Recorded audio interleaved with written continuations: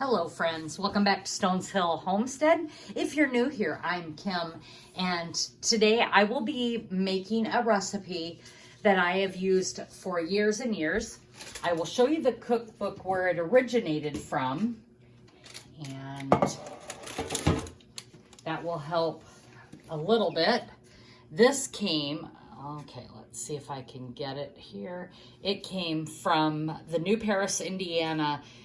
It was their sesquicentennial 1986 cookbook, and there is a recipe in here that I have used for years, and I am going to share this with you today. It is Poorman steak. Now, the recipe that I am using is I'm going to call it a recession, depression era recipe, and you'll see in a minute why I say that. It is because of the ingredients that they used. Now, I used this, and I'm going to show you the recipe, and it's right here. I'm going to show you this recipe, and let's see if I can get it all. Poorman steak. Mary Ropp was the originator of this recipe, and the reason I believe it was a depression era is because they used cracker crumbs and water, and I have continued to do that throughout the years. But I'm going to show you my recipe that I've adapted from that recipe by starting and getting some more flavor into it. So I am starting with 2 pounds of ground beef. Her recipe called for 3 pounds. And I don't need 3 pounds of ground beef. A big family, maybe. But I am knocking this down to 2 pounds, and I'm going to show you what I use. Hers called for 1 cup of cracker crumbs. However, I've developed 1.5 cup of cracker crumbs that are gluten-free. Trim Healthy Mama sells some crackers that are gluten-free that were on their ordering list. I don't even know if they have them anymore. I have went to another cracker crumb, breadcrumb.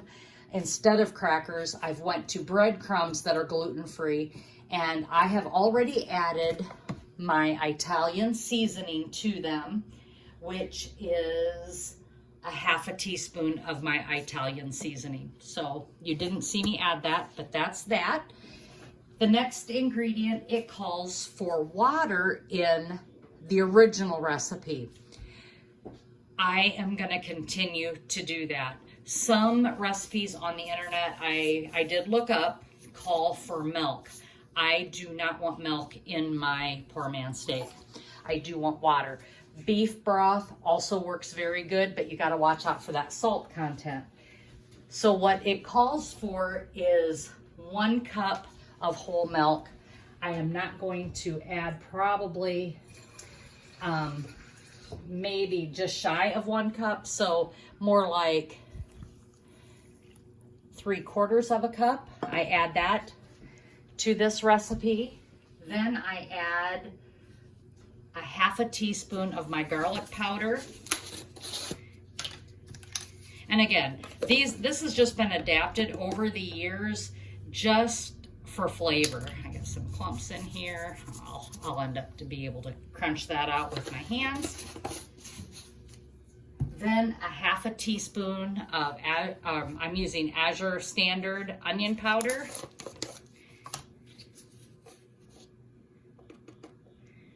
And I'm pretty generous with that. I suppose you could add onions from your garden if you wanted. That is perfectly fine. I just use the onion powder. It's what I've always had on hand prior to my gardening seasons. Then I add a 1/2 teaspoon of paprika.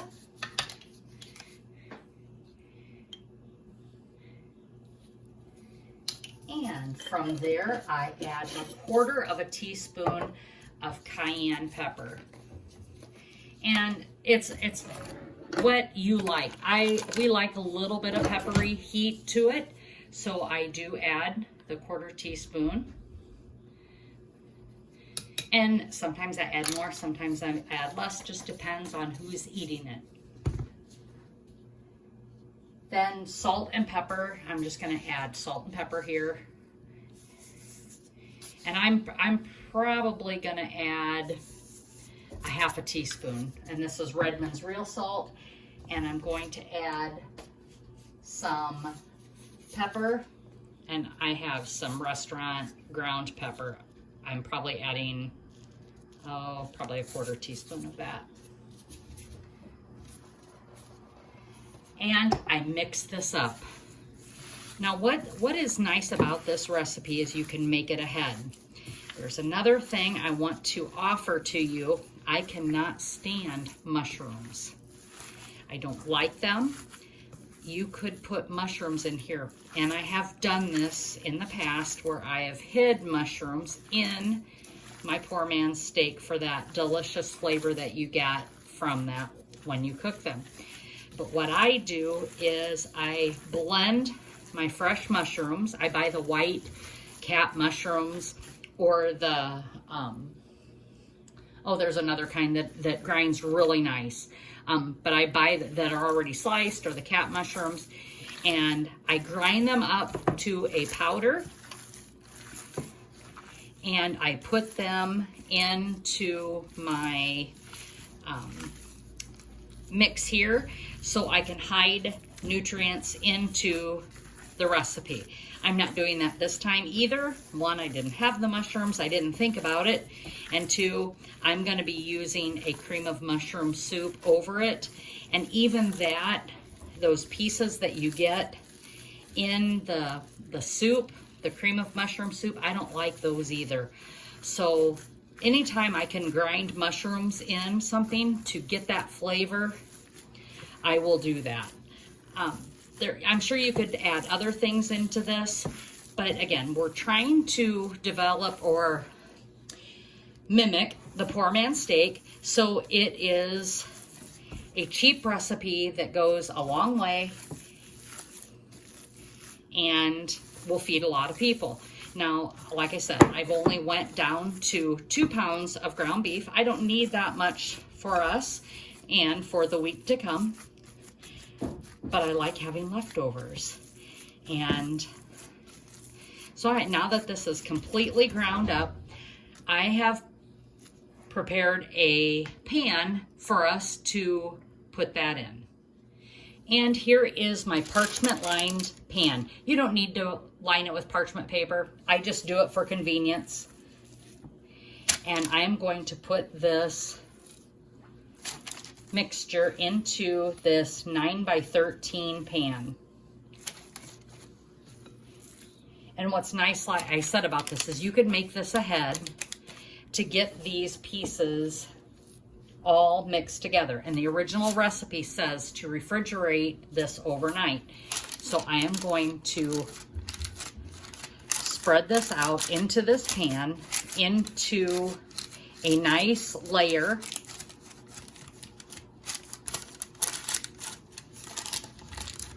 So that I can make pieces. Now, you could, if you didn't want to go through this step, you absolutely could make patties. That is totally up to you. If you want a thick poor man's steak, then definitely go with the 3 pounds. And I am just going to mash this in here till it's flat. I'm going to cover it with saran wrap. And it will be in the refrigerator overnight.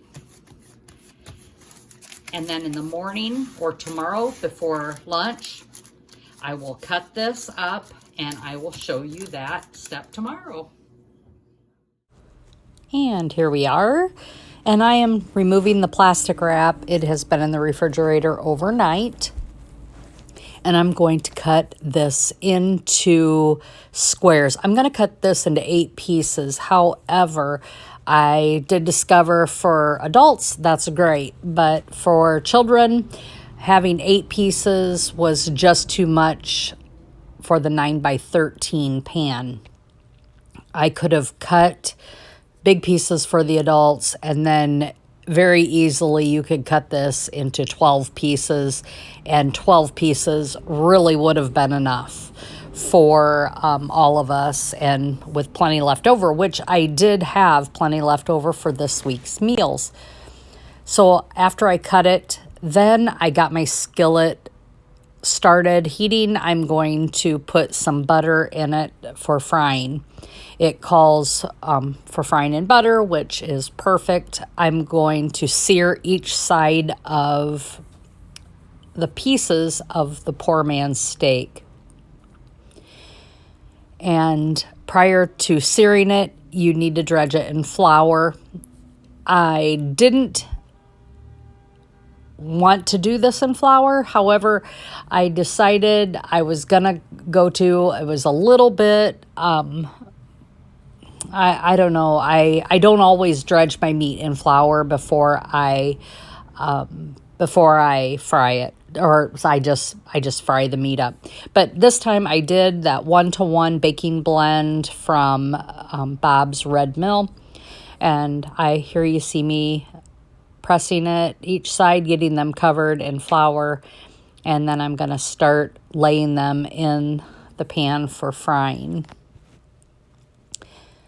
This recipe is so simple and it has such a good flavor, but the seasonings can be changed, like I said in the previous section when I'm mixing it up, so easily to have whatever flavor you want. Now, I have also used, for convenience, an onion soup mix that I mixed in with the breadcrumbs and the meat, and had that onion soup flavor mixture through there. That was also very good. So if you want an alternative to do that, it's very easy to do that. You can change up those seasonings. It is delicious either way. It also has a meatloaf type consistency in the beginning, but once you sear it, it gives you that nice crunchy coating, I guess, if you will, on both sides. And so it does have more, it holds together more like a piece of hamburger steak. But it does go a long way. Like I said, you could cut this into many pieces, and 12 would have been enough for us, for those big eaters as well as those small eaters. They can have, 1 or 2 pieces, and then you wouldn't have so much waste with those big pieces if you had children. You could probably even cut them up smaller, but it is a great meal. So here I am. I'm finishing melting up that butter in that cast iron skillet. I love my cast iron skillets. I believe this is a 10-inch skillet. It might even be my 12-inch. I'm not sure. But I have several cast iron that I really like to use. And here you see me putting these pieces, and they're quite large. They are just quite large pieces, and I can only get 3 comfortably in that pan, and I'm going to sear each side. It does take a little bit. Now here I have flipped them over, and you can see I'm starting to get that crusty coating on each one, and I'm showing you the pan that it was originally in. I've sprayed it, and I'm going to be putting these pieces back into that pan that sat with the parchment paper overnight. It's not a big deal. There was, even if I didn't reuse the pan, it's just easy to do it. You only have one pan that you have to mess with, and take it out and put it right back in. So I'm flipping it over to make sure. I should have probably let these sear a little bit longer on each side. The first batch, you'll see when I get to the next batch. And I'm going to take these out and start putting them back in the pan for baking. Once these are all seared and they have a nice golden brown coloring to them, they all go back in the pan for the next step. So I'm going to continue here searing them and adding a few more pieces to get that done.